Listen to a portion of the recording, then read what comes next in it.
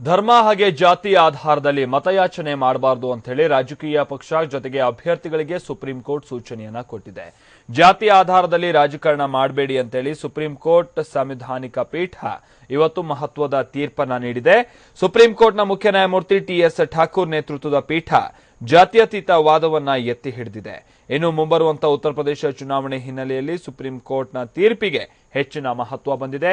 ಯಾವುದೇ ನಾಯಕರು ಜಾತಿಯನ್ನ ದುರ್ಬಳಕೆ ಮಾಡಿಕೊಳ್ಳಬಾರದು. ಚುನಾವಣೆ ಅನ್ನೋದು ಜಾತ್ಯತೀತ ಪ್ರಕ್ರಿಯೆ.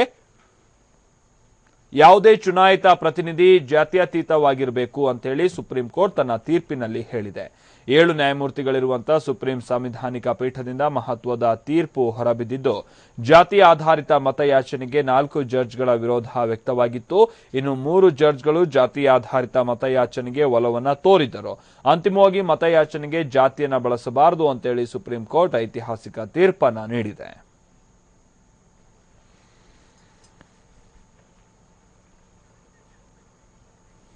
ಪ್ರತಿ ಚುನಾವಣೆಯ ಸಂದರ್ಭದಲ್ಲೂ ಕೂಡ ಆಯಾ ರಾಜಕೀಯ ಪಕ್ಷಗಳು ಜೊತೆಗೆ ಅಭ್ಯರ್ಥಿಗಳು ಜಾತಿ ವಿಚಾರವನ್ನ ಮುಂದಿಟ್ಕೊಂಡು ಮತಯಾಚನೆ ಮಾಡುವಂಥದ್ದು ಇಲ್ಲಿ ತನಕ ನಡ್ಕೊಂಡು ಬಂದಿರುವಂತಹ ಒಂದು ರೀತಿ ಪರಂಪರೆ ಆಗಿಬಿಟ್ಟಿದೆ. ಆದರೆ ಇದಕ್ಕೆ ಸಂಬಂಧಪಟ್ಟಂತೆ ಇವತ್ತು ಸುಪ್ರೀಂ ಕೋರ್ಟ್ನ ಸಾಂವಿಧಾನಿಕ ಪೀಠ ಒಂದು ಮಹತ್ವದ ಆದೇಶವನ್ನು ನೀಡಿದೆ.